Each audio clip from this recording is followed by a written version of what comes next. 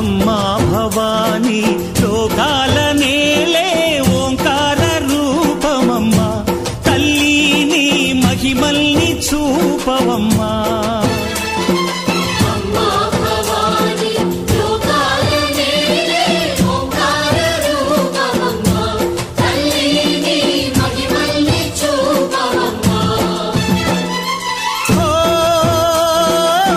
సృష్టికే దీపమా, శక్తికే మూలమా, సింహరథమే నీదమ్మా.